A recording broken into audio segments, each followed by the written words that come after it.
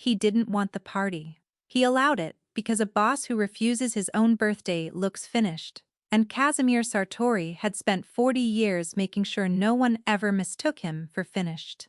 But that night, in a hall laid for 200, the lights burned over rows of empty chairs. His own men had picked a side, and it wasn't his.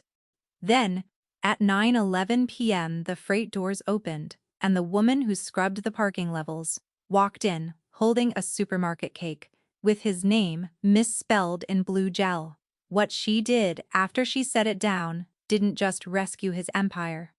It buried the man who had already sold it. The chair was the first thing people saw, and Casimir Sartori had turned that into a knife. For 14 months he had watched men come into his study, take in the brushed steel and the still legs under the folded cashmere, and quietly redo their sums. He let them. He let them believe that the round that had clipped something loose at the base of his spine 2 winters ago had loosened something else. 2. His grip, his reach, his teeth. Being underestimated was the last real weapon a man in his position owned, and Casimir had built a second career out of the weapons other people were careless enough to drop. His home was the top floor of the Verance building. On the north bend of the river, glass on every side, the whole slate-colored city spread beneath him like a thing he'd been promised in his 20s and never quite been handed. The rooms were flawless. 4 staff kept them that way. Floors that mirrored the ceiling. White amaryllis swapped out. The hour they began to droop. The air held at a temperature so exact that weather never once got in. It was a magnificent place, and it had the stillness of costly things, the stillness of a gallery after the last visitor leaves. Lately, Casimir had begun to notice that the quiet was the only guest that never left. He would be 62 tomorrow. He turned the number over, the way he turned everything. Now hunting the angle, the soft spot, and the use, there was none. 62 was just a figure that told the people who owed you how close they were to no longer having to. Belmonte's kitchen confirmed, said Rennick, from the doorway. Rennick Vale had been Casimir's underboss for 7 years, and his right hand for 3, a rangy, unhurried man, with a jaw like a shovel, and a way of standing precisely where the lamplight died before it reached his eyes. Casimir had once trusted him the way you trust the floor under a chair, without examining it, because examining it meant admitting it might give. Recently he had started to examine it. Numbers, Casimir said. All of them. The Auroras, the Petrosian brothers, old Delacroix and his people, the harbor captains, even the deputy from the port authority is sending his man. Rennick recited it from memory, which was one of the things that had always made him valuable. 200 confirmed, biggest room this city's seen in a decade. Everyone who counts, Cass, all of them, coming to bend the knee. Everyone who counts, Casimir repeated. You built the whole thing. Let them stand up and say so. Casimir looked out at the river. The word knee sat oddly in Rennick's mouth these days. Smooth, buffed, the sound of a word that had been spoken in other rooms, to other people, for reasons that had nothing to do with respect. He set it beside the rest of the small wrong things he'd been quietly stacking for weeks. The sit-downs that finished before he was wheeled in. The 2 shipments, rerouted, for the tides. The way the dock men had stopped ringing his private line and started ringing Rennick's. On their own, nothing. Stacked, a shape. Casimir had lasted 62 years by trusting shapes long before he could give them names.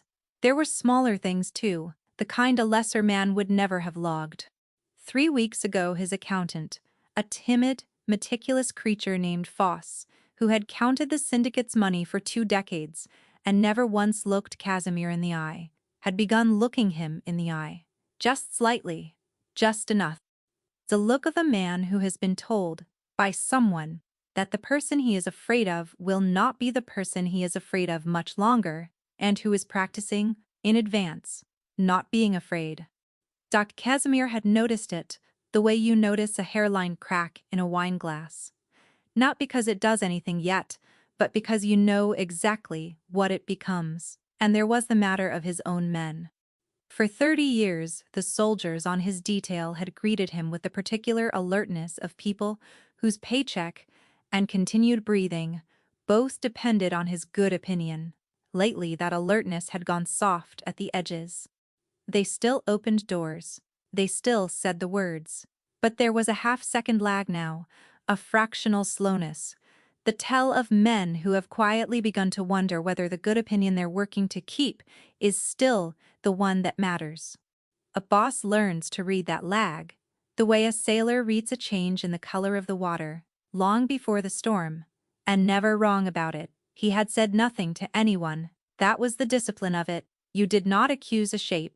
You did not go to war with a suspicion, because a suspicion aired was a suspicion that could be laughed off, managed, turned back on you as the paranoia of a man past his prime. You waited. You let the shape finish, drawing itself, and you made certain, in the meantime, that no one, least of all, the man drawing it, understood that you could see the pencil moving. "Who's running the floor that night?" he asked. "Belmonte on the food. The Varence's own people on the room. Ours on the doors." A pause. Half a breath. Too long. "And the cleaners get sent home by 5. You won't have a mop crossing your eyeline all evening." There it was again. The little contempt, folded so neatly you could miss it. The quiet assumption of what Casimir would and would not want in his sight. He said nothing. Silence made men keep talking, and men gave the most away in the space they rushed to fill. "I want a list," Casimir said at last. "Everyone on that floor. Doormen, kitchen cleaners, all of it." Something moved across Rennick's face and was gone, quick as a bird's shadow over a pane. "The cleaners too. Indulgent old man." When Rennick had gone, Casimir sat for a long while in the failing violet light. Far below, in the building's hidden channels, the day shift was clocking out, and the night shift clocking in. The unseen people who kept the glass bright and the flowers fresh, who came and went through doors he had never once used. He had never wondered about a single one of them, no more than a man wonders about the hinges on his own front gate. He would remember that later, that on the final ordinary evening of his old life he had been a man who did not wonder. He wheeled to the window and watched the lights come up along the far bank, and he did not yet know that the only loyalty he would be shown in the next 2 days belonged, at that precise moment, to a woman far below his feet, on her knees, on the parking level, scrubbing an oil stain out of the concrete so the morning shift wouldn't pin it on her and cost her a job she could not afford to lose. Her name was Danya Moreno. He hadn't heard it yet. Inside 48 hours, it would be the only name in the city he trusted. Danya Moreno cleaned the Varens building on the 5 to midnight shift, 3 floors, 2 stairwells, and the lower parking levels. And she was extraordinary at being unseen. She'd made a craft of it, the way you make a craft of anything you do 10,000 times over. Keep the eyes down. Move when the important people are still. Still yourself when they move. Learn a building the way a fisherman learns the sky. Which floors emptied at what hour. Which guard actually watched his monitors and which watched a game on his phone. Which service elevator carried the reek of the loading bay and which one you could ride without your uniform drinking the smell. She kept 2 rules and broke neither. Never be noticed and never miss the 11:10 bus, because the last bus after it didn't meet the crosstown line, and the crosstown was the whole difference between reaching Tobin at Mrs. Okafor's by midnight and reaching him near 2, and Tobin was 7 and afraid of the dark and counted the minutes on his fingers until she came. Tobin was the reason for all of it. Tobin, who had her late father's slow grin, and a heart the cardiologist had drawn for her on a paper towel, one chamber shaded in the wrong place, an operation booked for April that her plan covered exactly, to 55%. The other 45% was a number. Danya did not let herself look it head-on. The way you don't stare into a bulb. She looked just beside it. She took the extra shifts. She cleaned the parking levels no one else would touch. She kept her head low and her mouth shut, and she never, under any circumstances, got tangled in the things that went on above the 40th floor of a building like the Varants, where the top floor belonged to a man the whole night crew spoke of in a particular flattened voice. She had a system for the money, and the system was the closest thing she had to prayer. Every Friday she cashed her check and split it into envelopes on the kitchen table, while Tobin slept. Rent, power, the bus card, groceries, and the last envelope, the fat one, the one marked in her small, careful hand with a single word, April. Some weeks, the April envelope got $20. Some weeks, after a double, it got 60. She kept a running total on the back of the cardiologist's paper towel, which she had laminated at the copy shop for $1, and kept folded in her wallet because the drawing of her son's broken heart and the arithmetic of fixing it belonged, she felt, on the same page. She was at last count a little over halfway to the 45%. She had until April. She would not make it on $20 weeks, which was why every overtime shift the supervisor offered was not a question, but an answer. Tobin knew none of this, which was the entire point of doing it. To Tobin, the world was safe and warm and smelled like the cinnamon toast she made him on Sundays. He knew his mother worked nights, and he knew he had to be brave about the dark until she came. And he knew that in the spring the doctors were going to fix the part of his heart that made him tired when the other kids ran. He called it, "getting my engine tuned up," which he'd heard a mechanic say on television and had decided applied to him. He was not afraid of the surgery. He was 7. He was afraid of the dark and of the big dog on the corner and of nothing else in the entire world, because his mother had spent every day of his life making sure the frightening things stayed on her side of the ledger and never crossed onto his. That was the job. The building was just how she paid for it. She had seen him twice, both times by accident. The first was nearly a year ago. The schedule had been swapped and, as always, no one had bothered to tell the night crew, so she'd rolled her cart off the service lift onto the top floor at 3 in the afternoon and turned a corner into the private corridor.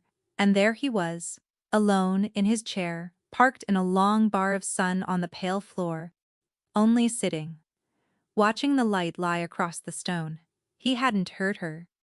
For a moment, she saw his face with everything stripped off it. None of the arranged calm she'd glimpsed the second time, and what lay underneath had stopped her cold because she knew it. She had worn it herself in hospital corridors at 4 in the morning.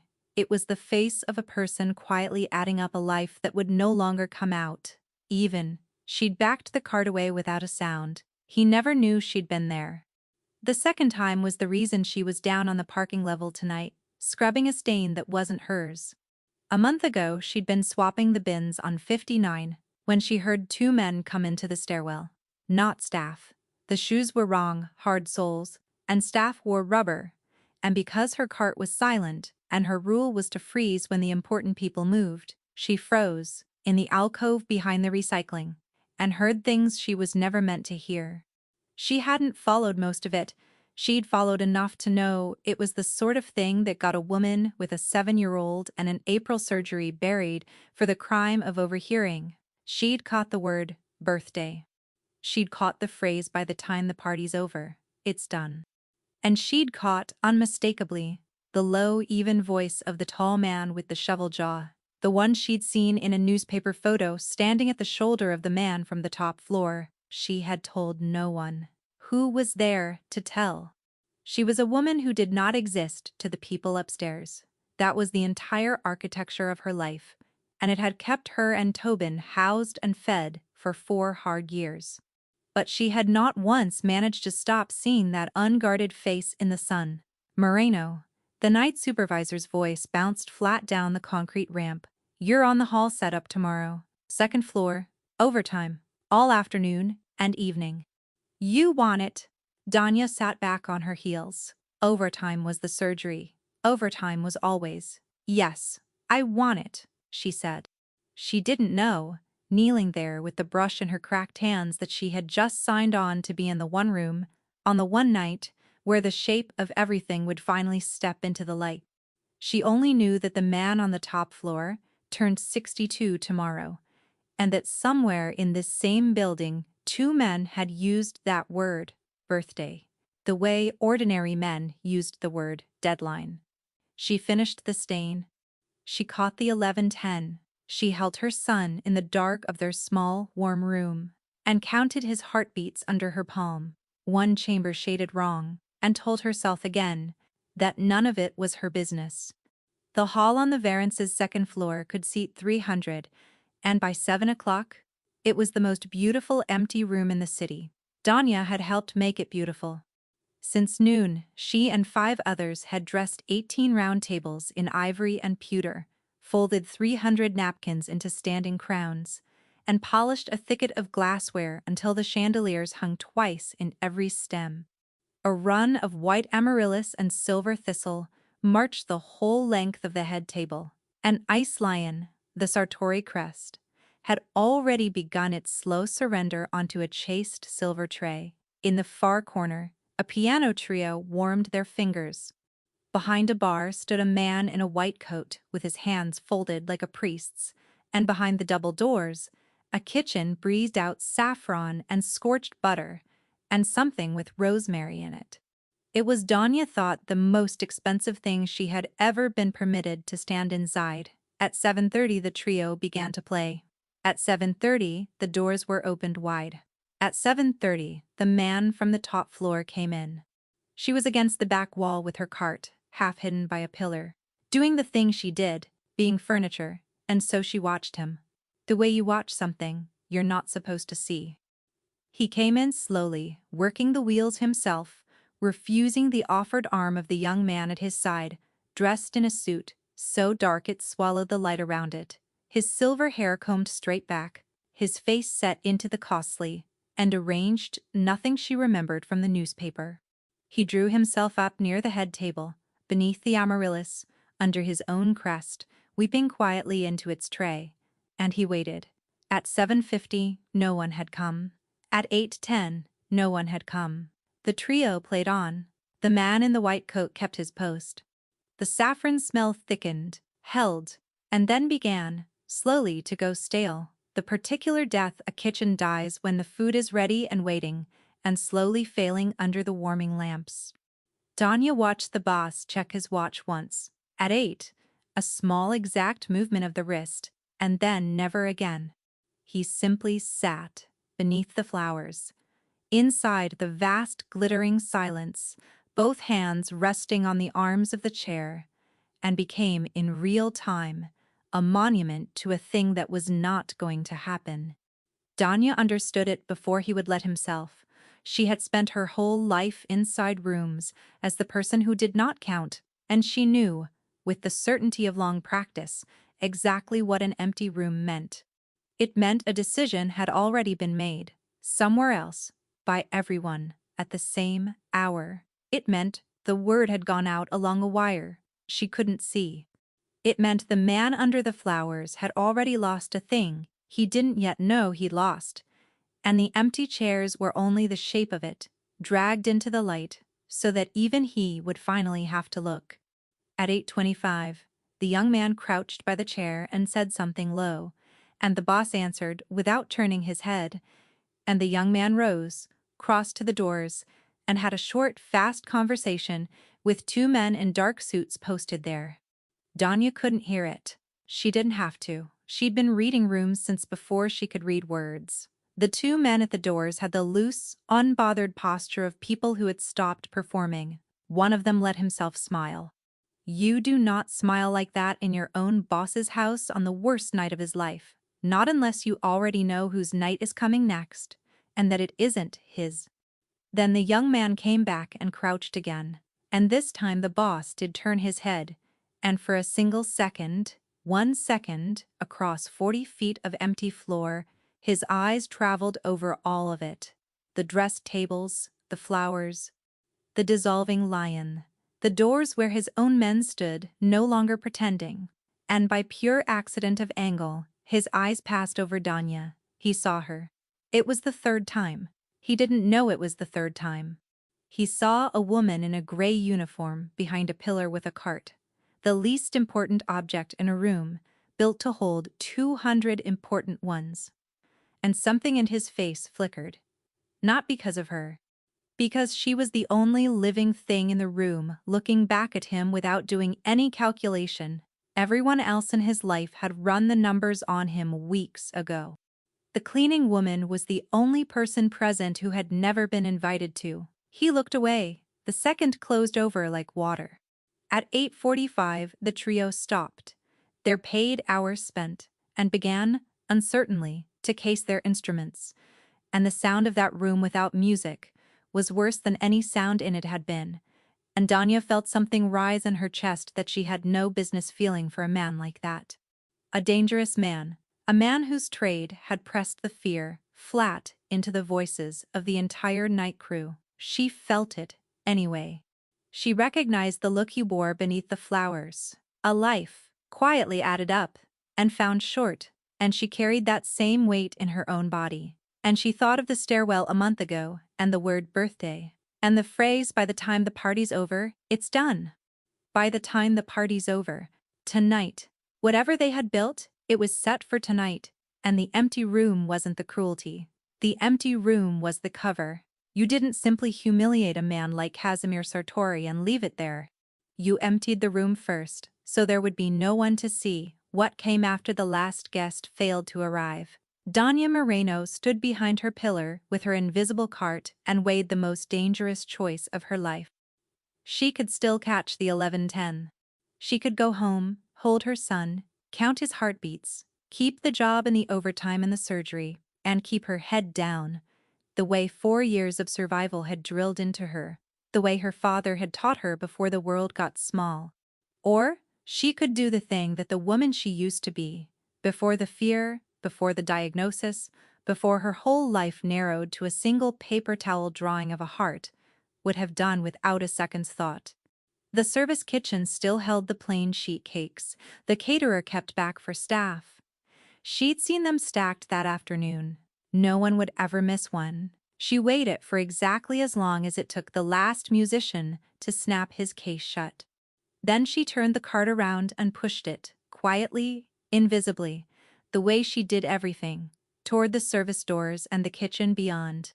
And she did not yet know that the two men at the hall doors had been handed a single task for 9:15 p.m., or that she was about to wheel a supermarket cake straight into the center of it.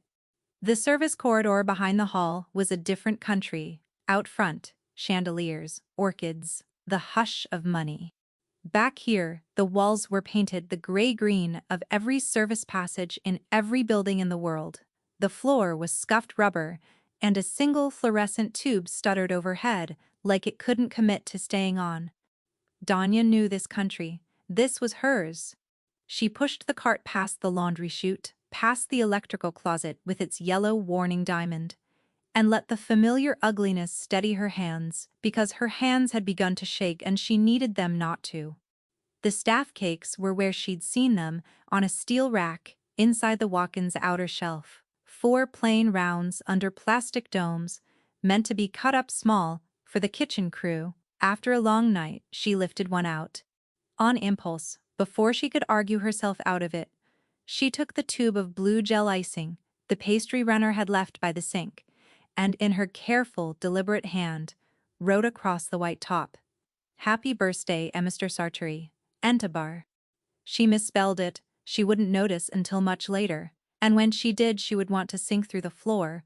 There was no time to notice now, because that was when she heard the voices again.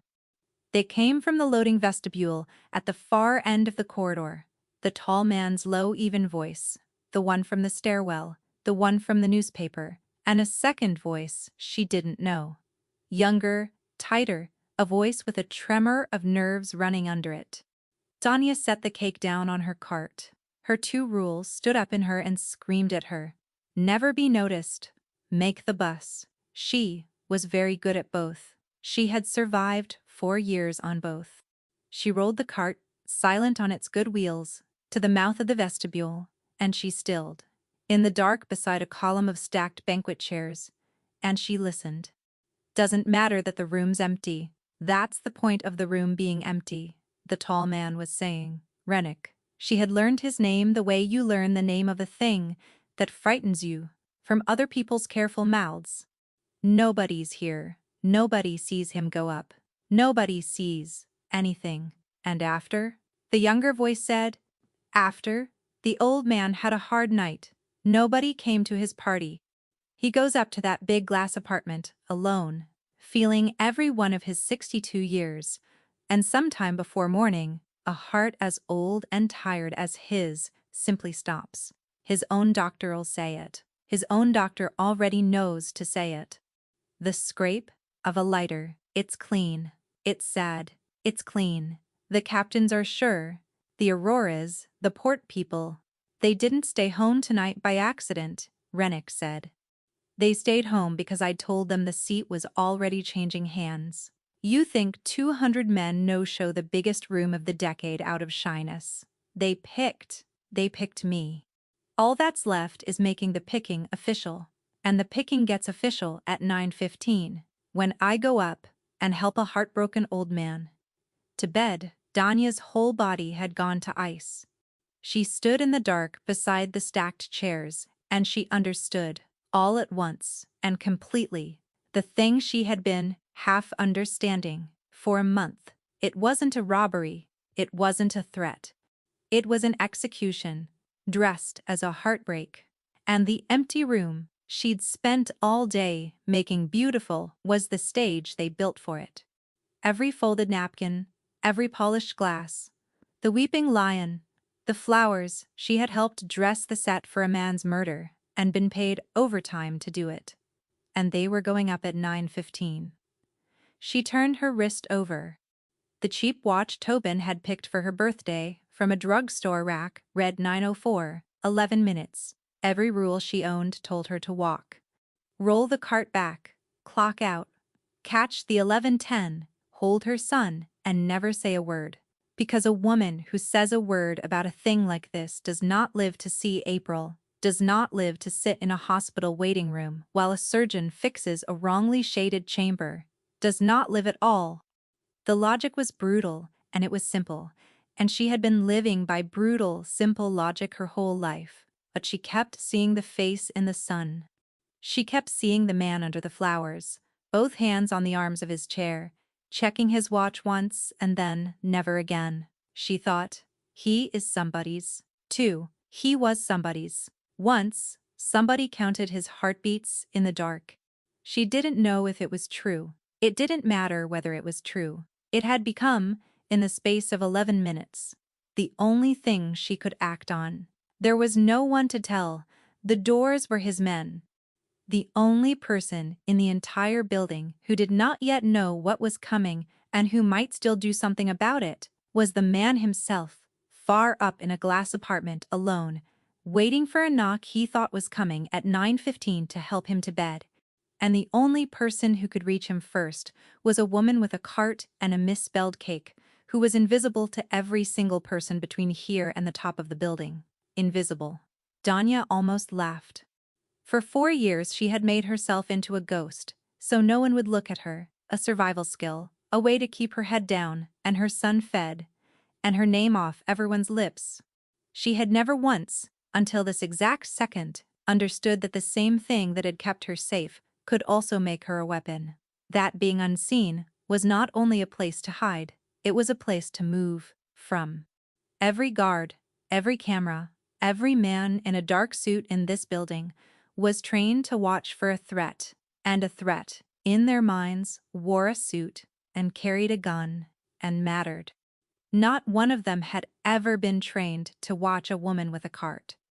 She looked at the freight elevator at the end of the corridor, the one the important people never used, the one whose code she knew because she used it 40 times a night.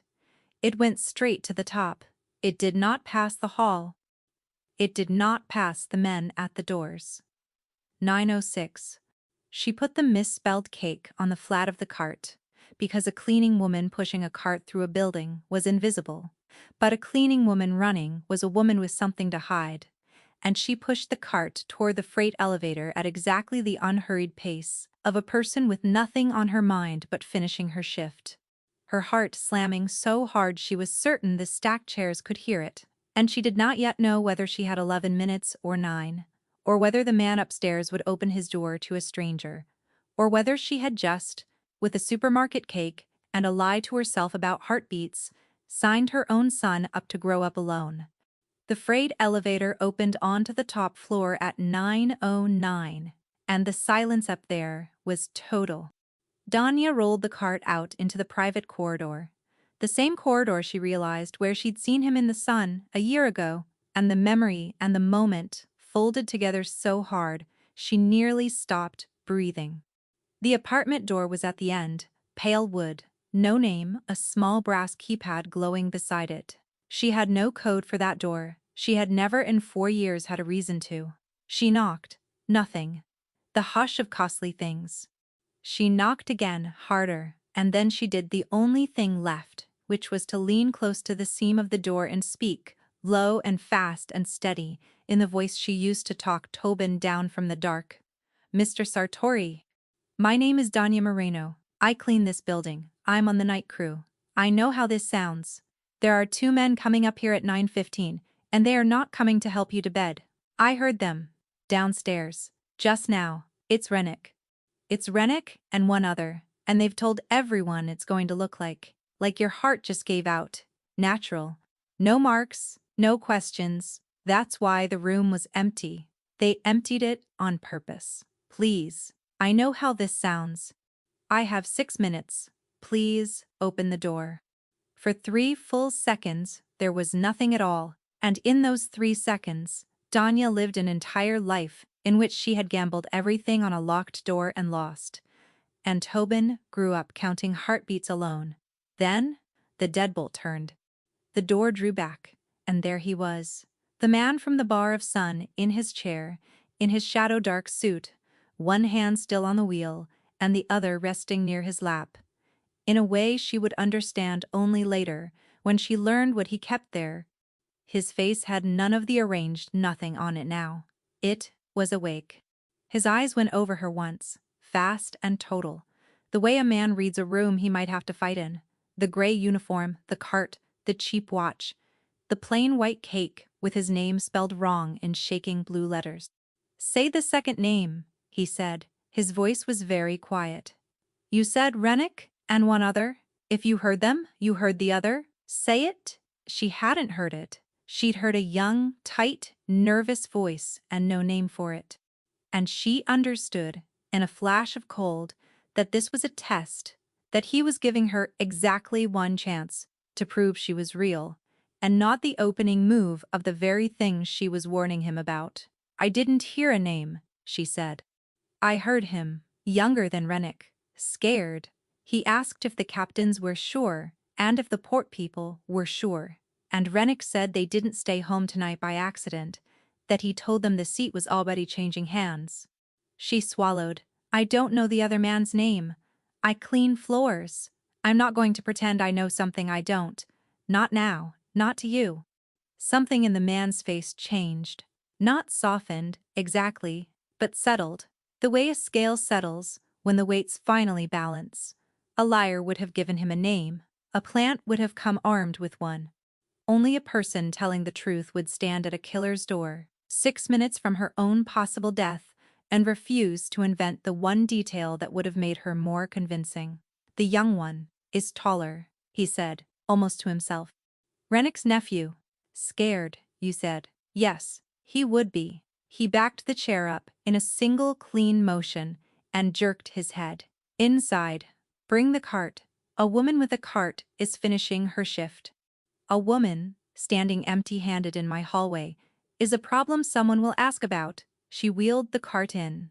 He threw the deadbolt behind her.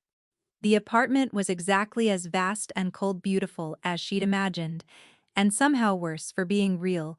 Acres of pale floor, glass on every side, the whole city burning below them, and in the middle of all that money, one man in a chair, who had just been informed by a stranger that everyone he'd built his life around had sold him for parts. He didn't rage. He didn't crumble. He wheeled himself to a low console table, opened a drawer, and Danya's breath stopped. Because she thought gun, and it was, but he didn't lift it. He looked at it. Then he closed the drawer. 14 months, he said, to the glass, to the city, not quite to her. 14 months. I've been stacking small wrong things and telling myself I was too careful to be wrong about him. A short exhale that wasn't a laugh. A woman who scrubs my parking levels heard in 1 month what I wouldn't let myself hear in 14. Why? He turned the chair to face her fully. Not how. I know how. Why? Why does a woman who owes me nothing, who I have never once looked at, walk up to the top of a building into the middle of a killing, to warn the man everyone here is afraid of?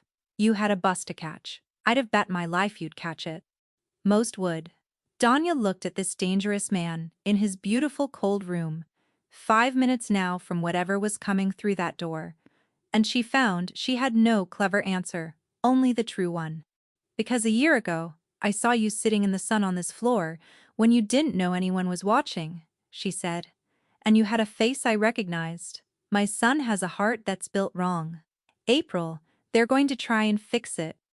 I've worn that face in every hospital hallway there is. The one where you're adding up a life and it won't come out even. Her voice didn't shake, which surprised her. I don't know if you're a good man. Everyone downstairs is scared of you, so probably not. But nobody should be alone in a room the night they find out the whole world already left. I couldn't make the choice to walk away. Sit right in my chest, that's all. That's the whole reason. There isn't a better one. Casimir Sartori was quiet for a moment. 62 years old, betrayed to the studs, 4 minutes from the end his own men had scripted for him, and the last honest sentence anyone had spoken to him had come from a woman whose name he'd learned 90 seconds ago. Danya Moreno, he said, testing it. The way he tested everything for its use, and finding for once that its use was simply that it was true. Then his eyes sharpened and went past her to the door, to the pale wood and the brass keypad, and his voice dropped into something flat and fast and absolutely alive. Then listen to me carefully, because they will be at that door in 3 minutes, and there is exactly one way both of us are still breathing at 9:30, and it starts with that cake, and with everyone in this building believing you are still nothing but a ghost with a cart. He gave her the plan in 90 seconds, because that was all they had, and it was not the plan she expected. You do nothing, Casimir said. That is the whole of your part, and it is the hardest part, so listen. You take the cart into the service pantry, off the kitchen. Through there, the narrow door, you'll fit. You leave it cracked 1 inch. You do not come out. You do not make a sound. Whatever you hear in this room, you stay a ghost, because the instant they know a witness exists, you stop being a person they can leave alive. His eyes held hers. Can you be nothing for 10 minutes? You've had 4 years of practice. And you? She said. What do you do? 2 of them, guns, and you. She stopped. And I can't stand up. He finished, without heat. No, I can't, so I won't try to win a fight. I'm going to win a conversation. It's the only thing left in this building. I'm still better at than Rennick Vale. He wheeled to the low console, took a slim black phone from the drawer beside the gun, and, with his body between the drawer and the door, so no camera and no visitor would ever see it, slid the pistol out and laid it under the folded blanket across his knees. Then he thumbed the phone, set it face down on the table by his chair, casual, forgotten, and the phone of a beaten old man who no longer cared. A small red dot lived in its corner, recording. 14 months, he said again, quietly, while she moved toward the pantry. You want to know the shape of it? Here it is, so you understand what you walked into. Rennick didn't wake up hungry last winter. He's been hungry the whole 7 years. I just fed him enough that it never showed teeth. Then this happened. He touched the arm of the chair. And a hungry man looks at a boss, who can't walk, and stops seeing a wall, and starts seeing a door. He began skimming the harbor tariffs 18 months ago. Small. Under the tide line. I let it run, because a thief you can see, is worth more than an honest man you can't. Then he went to the captains, the Auroras, the Petrosians, Delacroix, one at a time, over a year, and he told each of them the same soft lie. The old man's finished, the chair's a coffin with wheels, the seat's changing hands, and you'd be wise to be on the right side of it when it does. His voice didn't rise. Tonight was the proof of concept. Fill a room for 200, and see who comes. Nobody came. That's not a party that failed. Danya, that's a vote. 200 men voted, and I lost, and I didn't even know the ballot was open. She was at the pantry door. The heart thing the doctor, Halloran, my physician, bought, clearly, or he'd never have agreed to sign the certificate before the body was cold. A thin, terrible smile. The one man I actually let close enough to touch me. Yes. Now go. And Danya. She turned. Thank you for the cake. It's the only gift I'll get this year. And someone spelled my name wrong on it, and I find I don't mind at all. Go. She went. She folded herself into the black pantry with the cart, left the door, cracked its 1 inch, and became nothing. At 9:15, exactly, the knock came. 3 raps unhurried. The knock of a man who believes the door is already his. Doc Casimir wheeled himself to the center of the great room, under the cold blaze of the city, and let his shoulders round, let his hands go slack in his lap over the blanket, let his face fall into the gray exhaustion of a man who had watched 200 empty chairs all night. He unlocked the door from the panel on his armrest. Rennick Vale came in first. Behind him, a step too far behind, came a younger man, narrow, pale, a gun held down along his thigh like it embarrassed him. Toller. The scared voice from the vestibule. Kaz. Rennick's tone was gentle. Grief. Gentle. Funeral gentle.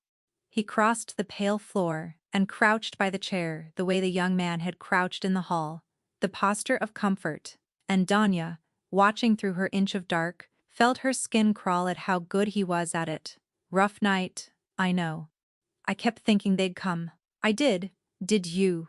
Casimir said. Dull. Nobody knows what to do with a thing like this. Rennick's hand settled on the old man's shoulder. A man builds 40 years, and then he let it hang. You shouldn't be alone tonight. Come on. Let's get you up. Get you settled. Toller'll help. Toller. Casimir lifted his gray face and looked, for the first time, directly at the nephew. Rennick's sister's boy. Marisol's boy. I held you at your christening, didn't I? You were loud. The gun along Toller's thigh moved a fraction. Uncle Ren, he said. Uncle Ren, you didn't say he'd quiet, Rennick said, still gentle, still smiling. And the smile was the confession, because it never once reached his eyes. Go and get the case. Halloran left the small one, in the bag by the door. 1 dose in the line while he sleeps, and his heart just stops, and there's nothing for anyone to find. Set it up the way the doctor showed you. And there it was, spoken flat into a recording phone, lying face down 8 feet away, in front of a witness folded into a pantry. The whole clean, sad machine described aloud by the mouth that built it. De Casimir let his eyes drift half shut, playing dead already, and behind the gray mask his mind was moving faster than it had moved in 14 months, because Toller had not moved toward the bag by the door. Toller was standing very still, with a gun he didn't want, looking at an old man who had held him at his christening, and a boss who couldn't walk had just found, in a room with no exits, the one loose thread in the whole design. Toller, Casimir said softly, without opening his eyes. How much did he tell you you'd get? Toller didn't answer. Rennick's hand tightened on Casimir's shoulder. How much? Casimir said. For holding the gun that isn't going to fire, because the story is that I did it to myself, which means the only person in this room who needs to actually pull a trigger tonight is a nervous boy his uncle brought along so that if it ever goes wrong, there's a nervous boy to hang it on. He opened his eyes. He didn't bring you to help, son. He brought you to be the name. Halloran gives the police, if the story ever cracks. You're not the heir, you're the insurance. The bag by the door never opened. The bag by the door never opened. And Rennick Vale, who was very good and very smooth, and had planned everything except an old man with nothing left to lose talking to a frightened boy, straightened up slowly, and let the gentleness fall off his face like a coat he was done wearing, and reached inside his coat and said, "What happened next?" Took 4 seconds, and Danya would spend years putting them back in order. Rennick's gun came level with the old man's chest. And Casimir Sartori, who could not stand, who could not run, who had spent the entire evening being the most helpless thing in every room, moved, not his legs, his hand.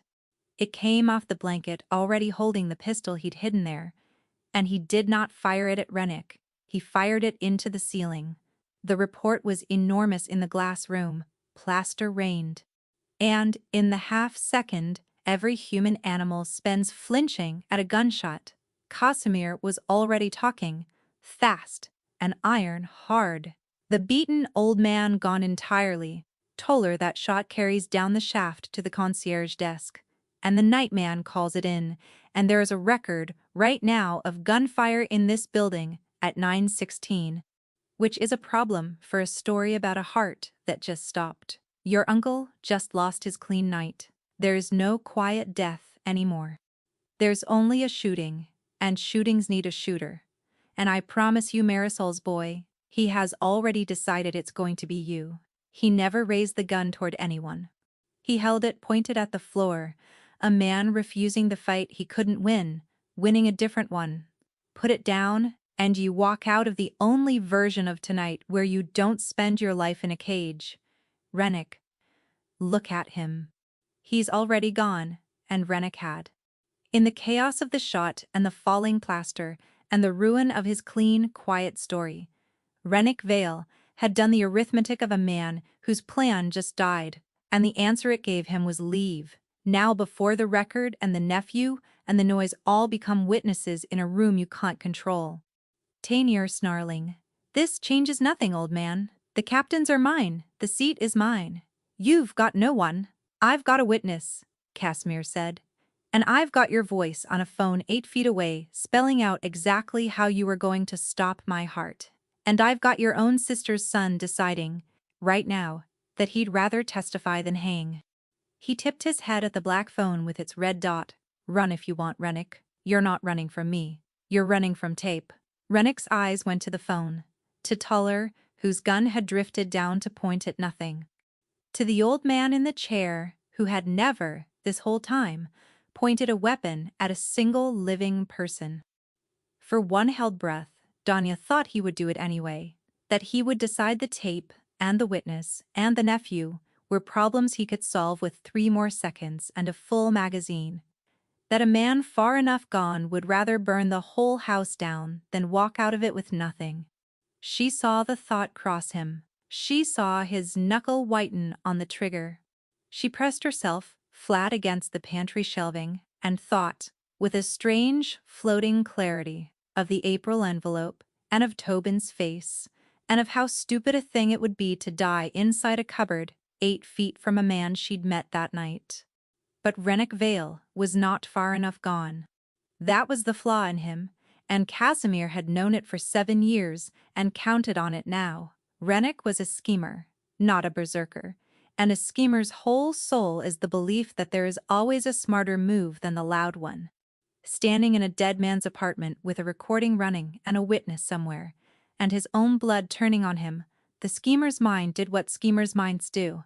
It started looking for the exit, the angle, the version of tomorrow he could still salvage. And whatever he saw in that reckoning, it sent him out the door and gone. Footsteps fast down the corridor. A man who had come to inherit a kingdom and was leaving with only the knowledge that the tape existed. Toller dropped the gun. It clattered on the pale floor. He sat down on that floor, like his strings were cut, and put his face in his hands. Barely 20, under the beard he'd grown to look older, and said, muffled, he said nobody would get hurt. He said, it'd look like the old man just, and couldn't finish. Pantry, Casimir said. Danya, come out, it's over, this part is over. She came out on legs that barely held her, and the room stank of gunpowder and plaster dust. And there was a boy weeping on the floor, and an old man in a chair lowering a gun he'd fired at the ceiling to save all three of their lives, with a story instead of a bullet. And Danya Moreno understood that she had crossed a line tonight that a person does not get to step back over. She could not unhear the plan. She could not unbe the witness. There was number 110 bus, back to the woman she'd been at 7 o'clock. She was in it now, all the way in. Casimir looked at her for a long moment. Then he did the thing that bound them. "Your son," he said, "the heart April." "What's the number you don't let yourself look at?" she told him. 4 years of not saying it out loud, and she said it. Because after tonight lying to this man seemed obscene. "It's paid," he said simply. "Tonight. Before you leave this floor, it's paid. The whole of it, the surgeon. The good one, not the one your plan allows. And the recovery, and the years after. Not as a reward. Don't insult us both by calling it that." She started to say something. The reflexive no of a woman who had never in 4 years let anyone hand her anything, and he lifted one finger. Not sharply, just enough to stop her. "Before you refuse it," he said, "understand what you'd be refusing. Not charity. I don't do charity. Ask anyone downstairs. They'll tell you I once let a man's warehouse burn for a debt of $900. On principle. This isn't that. You did the one thing money has never once bought me in 40 years of spending it. And you did it for free. And there is only one honest response to that. And it isn't gratitude. Gratitude is cheap. It's a debt." His voice roughened, just slightly, the only crack he'd let show all night. "You are the only person in a city of 200 men who came up here. You didn't come because you're mine. You had no reason to be loyal, and you were. And I have spent 40 years buying loyalty, and I have never once, until tonight, been given it for free. So, no, not a reward, a debt. The first honest debt I've owed in a very long time, and I pay my debts. Your son gets his engine tuned up by the best hands in this country, and he does it in the spring, on schedule, and you never open that envelope on your kitchen table again." Danya went very still. "I never told you about the envelope." "You didn't have to," Casimir said. "I've watched 200 men calculate their way toward my chair for 14 months. I know exactly what a person looks like when they're carrying a number they can't say out loud. You've been carrying yours since the second I opened that door. It's the same look I saw on you in the sun, if you want to know. I remember it now. I thought it was mine," reflected back. "It was yours all along." He let that sit. "Sit down, Danya. There's a boy on my floor who's going to help us. And there's an empire that thinks I'm dead, and I need you to help me decide how to walk back into it. Because you, it turns out, are the only pair of eyes in this whole building I can trust." She sat down. She did not go home. Somewhere across the city, her son was asleep and safe with Mrs. Parts. Okafor, his surgery suddenly, impossibly, a solved thing. And Danya Moreno, who had made a religion of being invisible, sat down in a glass room at the top of the world and began, with a paralyzed crime boss and a frightened boy, to plan how to be seen. They had until Thursday. "Rennick can't tell the captains. I'm alive and well," Casimir said. It was past midnight. Toller had made coffee with shaking hands and was now on the sofa, wrapped in the strange calm of a person who has already decided to confess. The whole seduction was the old man's finish. "If he admits, I sat up in this chair and ran him out of my house, the spell breaks. They'll wonder what else he lied about. So, he'll do the opposite. He'll accelerate. He'll tell them the transfer's done, the old man's handled, and call the sit-down to make it official before anyone can check. My guest Thursday. The Varens boardroom. Downstairs the neutral floor. He'll want it fast, and he'll want it public. Because a public coronation is hard to walk back. Then we don't let him have a coronation," Danya said. "We let him have an audience." He looked at her. "Go on." She had been a ghost in this building for 4 years. She knew things about it no captain did. Every man who no-showed tonight did it because Rennick told them. Privately, one at a time, that you were done. If you get them all in one room and put the truth in front of all of them at once, not you saying it, you're the one they think is finished, they've got no reason to believe you, but proof, in a room where they can watch each other's faces. She stopped. Men like that. Do they hate being played more than they fear a strong boss? Or less? More, Casimir said softly. Infinitely more. A captain will kneel to a killer all day. What he can't survive is the other captains knowing he was fooled. Something kindled in him. You're saying we let Rennick call his sit down. We let him stand up in front of 200 men and claim the seat. And then the tape, she said, his voice. One dose in the line while he sleeps, and his heart just stops, and there's nothing for anyone to find. You said it yourself. He's not running from you. So we play it to the only audience that can end him. The men he lied to. Halloran will deny it's his voice. Then we need Halloran in the room too, Danya said. And we need him to break. Your uncle brought you as insurance. What does that make? Halloran. Toller lifted his head. Scared, he said. Same as me. He didn't want any of it. Uncle Ren had something on him, a malpractice thing. A patient years back. He's not loyal. He's trapped. He swallowed. I know where he drinks. He talks to me. He thinks I'm a kid. I could get him to say it. Say it plain. That Uncle Ren made him agree to sign it. On a phone, Casimir said. Face down on a bar. The way I taught you all without ever meaning to. He almost smiled. You'd testify against your own uncle. He was going to hang me for it, Toller said. And there was the whole boy in it. He held you at my christening too, didn't he? And he was going to make me the shooter. His jaw set. Yeah, I'd say it plain. So the pieces went out across 3 days, like stones dropped in still water, and Danya moved among them the way she'd always moved. Unseen, uncounted, a woman with a card who could enter any floor in any room, and whom no captain would ever think to watch. It was, Casimir admitted, the single greatest tactical asset he had ever possessed. And he had walked past it 40 times a night for 4 years without seeing it. Every powerful man in the city was watched. Their cars were noted, their phones were tapped, their meetings were counted by rivals who paid good money to count them. Rennick had spent a year moving through that world of watchers, whispering to captains in private rooms, and every whisper had cost him a little exposure, a little risk that the wrong ear would hear, but nobody watched the cleaning crew. Nobody had ever, in the history of the city, paid a man to note which floors the night janitor visited. Danya could stand in a captain's private office emptying his bin, while he took a call that would decide a war, and she was less noticeable to him than the bin. Dachkan Dasimir gave her the routes and the timing and the words, and she carried them through a building full of the most paranoid men alive, and not one of them so much as turned his head. She carried a message to old Delacroix, the one Captain Casimir judged more proud than greedy, folded inside a request to inspect a water leak in his floor's ceiling. She'd rehearsed the water leak with Casimir twice. The exact board phrasing, the clipboard, the way to hand over the folded note inside a work order, so that if anyone walked in they'd see a maintenance form and nothing else.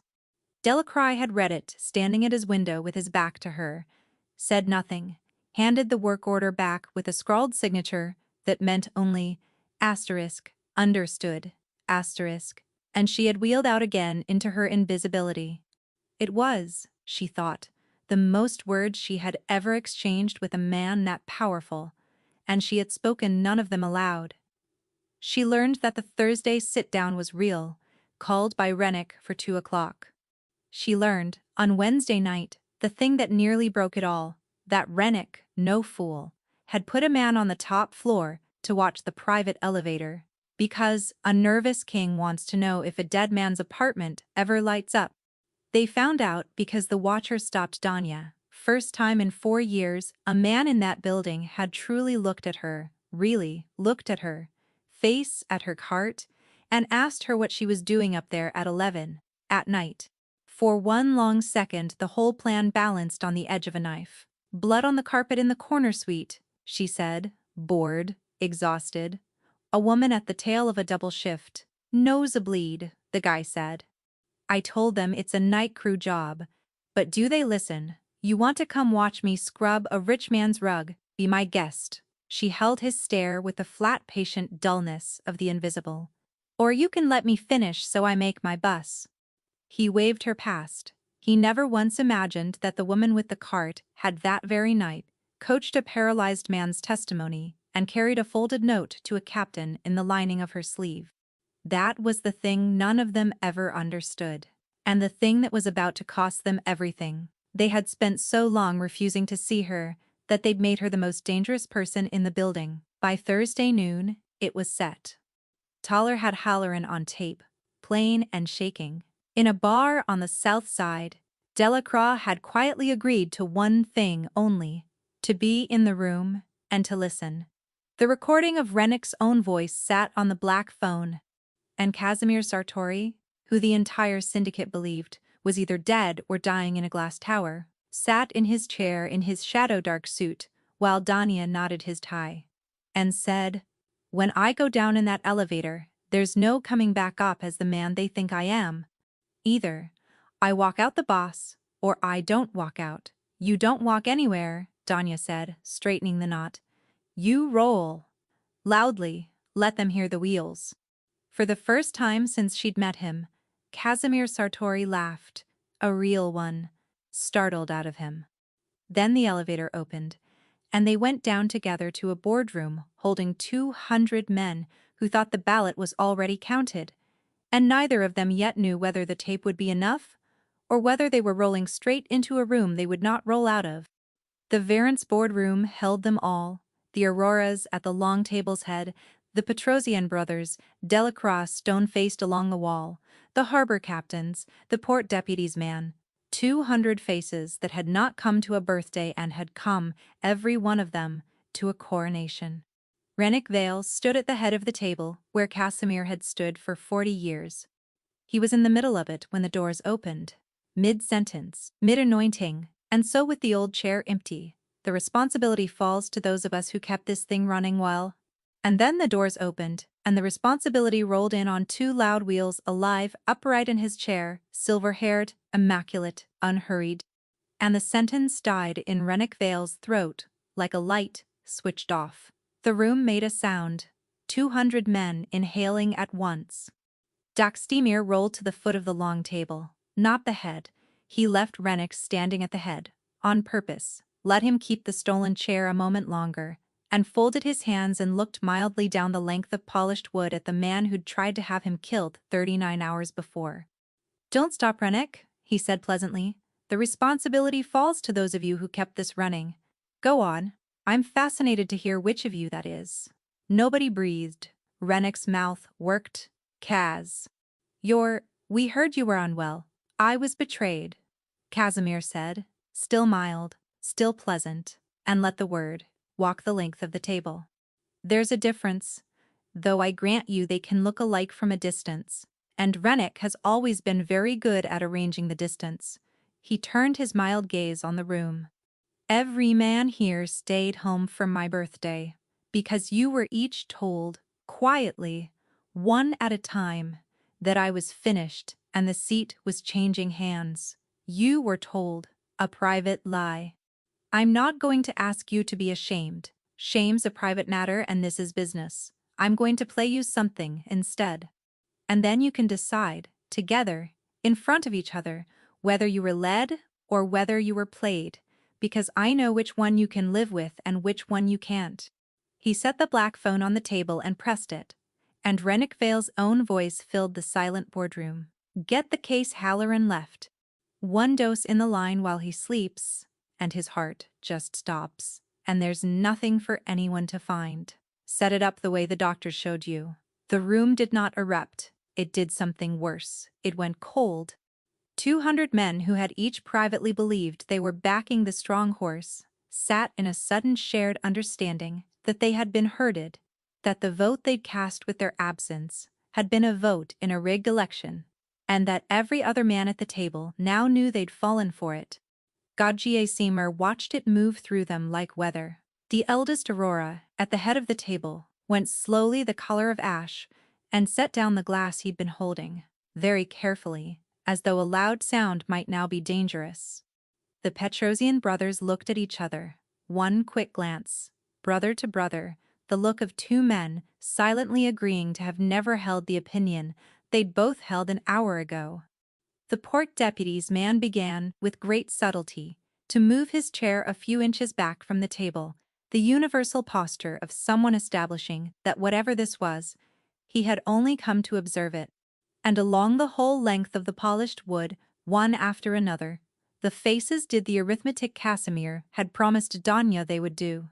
Not asterisk is the old man strong, asterisk, which fear could answer, but the far more corrosive asterisk did the man beside me watch me be fooled, asterisk, which nothing could answer. Delacroix along the wall made a low, disgusted sound, and turned his face away from Rennick as if from a smell. It was a small gesture from one proud old man, and it was also the hinge of the whole room, because the others had been waiting, without admitting they were waiting, to see which way the most respected head in the building would tilt. When Delacroix turned away, he took the room's last hesitation with him. Rennick Vale felt it go. You could see him feel it, the way you can see a swimmer feel the current change under him, the dawning, drowning, understanding that the tide he had spent a year building was now running the other way, and running hard, and running over him. That could be anyone. That's doctored. Rennick started, and Casimir lifted one finger, and the side door opened, and Toller walked in with Halloran, gray-faced, beside him, and Casimir said, "Dr. Halloran, whose voice is that, and what were you asked to sign?" Halloran's nerve had been gone for years. It broke completely now. "His," he whispered. And then, louder, because a coward freed of a threat becomes suddenly furiously honest, "His. Rennick's. He made me agree to sign a natural causes certificate before Gad. Before, the man was even. He couldn't finish. He didn't have to, and that was when the single mom shocked everyone. Because Rennick, cornered, did the last thing a cornered man does. He went for the gun, the same gun, reaching into his coat in a room full of 200 men, and the captains flinched back, and Casimir could not stand, could not lunge, could not stop him, and Danya Moreno, who had rolled a cart into the back of the boardroom, disguised as exactly what she had been for 4 years, who, not one of the 200 most dangerous men in the city had thought to look at twice, stepped forward and swung the heavy steel fire extinguisher off her cart in a flat two-handed arc, and caught Rennick Vale across the wrist, with everything 4 years of scrubbing floors had built into her shoulders. The gun spun away across the polished table. He cried out and folded over his arm, and the woman with the cart stood over the underboss of the whole syndicate in her gray uniform, extinguisher raised, breathing hard, entirely visible for the first time in her life, and said into the ringing silence, "His name is spelled S-A-R. I got it wrong on the cake. I won't get it wrong again." 200 men stared at the cleaning woman, and then old Delacroix, along the wall, began, slowly, deliberately, a proud man making a public choice to applaud. They did not kill Rennick Vale in the boardroom. Casimir had explained why, in the elevator, and Danya had understood it as strategy, and only later as something more. "A body makes a martyr, and a martyr makes a war," he'd said. "I don't want him dead. I want him finished, which is worse, and which he taught me the value of himself." So Rennick was taken out with a broken wrist and a broken name, stripped of everything, turned out into a city where 200 men now knew he had lied to every one of them and been undone, in the end, by a woman with a cart. In their world, there is no exile more complete. He would live a long time, that was the point. Taller, they kept. A boy who confesses against his own blood to save a stranger is a boy worth keeping, and Casimir put him where he could be watched and taught, and, eventually, trusted. Halloran, they let leave the city. The captains, the Auroras, the Petrosians, Delacroix, the harbor men, came back to Casimir, not out of fear which fades, but out of the one thing that doesn't, the memory of having been played, and of who it was that had refused to play them. A boss who survives an execution by 200 betrayals and returns without spilling their blood, only their pride. That is, a boss men follow for the rest of their lives, because they have seen exactly what he is capable of not doing. Tobin's surgery was in April. It went the way the good ones go, though nobody in a waiting room ever believes that while it's happening. The surgeon was the one Casimir had promised. The best hands in the country, flown in, unhurried, and the operating theater was in a hospital where the machines were new and the nurses had time, a place Danya could never have reached on $20 Fridays and 45%. She had walked her son to the doors in his paper gown that morning, and he had looked up at her, 7 years old, unafraid, and said, "They're tuning my engine, Mom," and grinned her late father's slow grin, and she had held it together until the doors swung shut, and then not at all. Danya sat in the waiting room at 4 in the morning, wearing the look Casimir had recognized a year ago in a bar of sun. The arithmetic of a life that would not come out even, and this time she was not alone in the hallway. There was a man in a chair beside her who had insisted on being wheeled in at 3 and had not left, who did not say much, who was simply there, both hands folded, keeping her company through the long hours of the night. He did not tell her it would be fine. He had lived too long to say a thing he couldn't guarantee, he just stayed. Once, near dawn, when her breathing went ragged and her hands started to shake in her lap, he reached over without a word and closed one of his hands around both of hers and held them still, the way you'd steady a bird until the shaking passed. Then he let go. Neither of them mentioned it. When the surgeon came out smiling, the good smile, the one that means it, that a mother learns to read across a hallway before a single word, Danya made a sound she had never made in her life and folded forward in the plastic chair, and Casimir put his hand over hers on the armrest and left it there. And neither of them said anything, because some things don't need saying. To be a vow, she never went back to the cart. "I'm not your employee," she said, weeks later, in the glass room, watching the city she'd once cleaned burn gold at sunset. Tobin was asleep down the hall in a room that hadn't existed before, a boy's room, with a nightlight, so he'd never again count the dark alone. "I don't know what I am.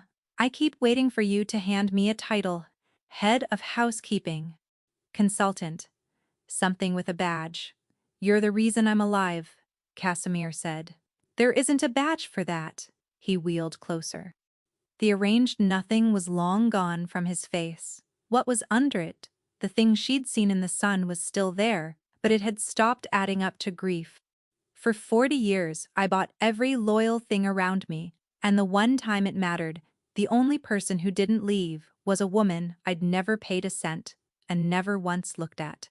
You walked up to the top of a building into a killing for a stranger. I've spent my whole life believing that kind of thing doesn't exist. You made a liar of me at 62. Do you have any idea how rare it is to be proven wrong about the one thing you were most sure of?" Danya turned from the window. "Say the thing you're circling, Casimir. Stay," he said simply. A man who had run 100 negotiations and had at the end only the one true word, not as staff, not as a debt paid. "Stay, because the only room in this city I want to be in is the one you're in, and because your son has a nightlight down my hall, and because I have been alone at the top of a glass tower for 2 winters, and I did not know it was killing me until a stranger knocked on my door with a cake and refused to let me be alone the night the whole world left." His voice was steady. "Stay, be my partner. If anyone in this city ever makes you a ghost again, I'll make certain it's the last mistake they get to enjoy making." She crossed the room. She put her hand flat on his chest, over the steady, stubborn beat of a heart that 200 men had voted to stop and failed, and she felt it going, strong and alive, under her palm, the way she'd felt her son's every night, in the dark. "Okay," she said. "Okay, Casimir." He didn't smile. He didn't need to. He turned his hand up and folded it around hers. And outside the glass, the city that had abandoned him lay at their feet. And for the first time in 2 winters, the quiet in that beautiful cold room felt like peace instead of an absence, because it was at last a silence with 2 people in it. That's the thing nobody in that building ever understood. They spent so long looking past the woman with the cart that they never once saw her coming. And by the time she stood over their underboss with a fire extinguisher and a corrected spelling, it was already far too late. 200 of the most dangerous men in the city built their whole betrayal on the idea that the people who clean the floors don't matter, and a single mom on a double shift proved every one of them wrong in the space of 48 hours. Casimir Sartori didn't reclaim his empire with a gun. He reclaimed it with a tape, a frightened boy, a proud old captain, and a woman the world had trained itself not to see. And the sweetest part is that they did it to themselves, the second they decided she was nothing. And that's the part that stays with me. Not the betrayal, not the boardroom, not even the moment the extinguisher comes down. It's the idea that the most dangerous person in any room is almost never the one everybody's watching. It's the one nobody bothered to. Rennick Vale had a year, 200 allies, a bought doctor, and a perfect plan, and he lost to the woman he had personally ordered sent home by 5 o'clock so she wouldn't cross his eye line. He didn't just underestimate her. He designed his whole murder around the certainty that she didn't exist, and she walked a supermarket cake straight through the middle of it. If this dark, slow-burn story of loyalty and payback got to you the way it got to me, the empty room, the misspelled cake, the moment she swings that extinguisher and the whole board goes silent, then do the thing that helps this channel more than anything. Hit that like button, subscribe, and share this with somebody who needs a reminder that the quiet ones are always the ones holding the real power. And tell me in the comments, what was your favorite moment? The knock on the door, the tape in the boardroom, or the nightlight down the hall? I read every one. I'll see you in the next story.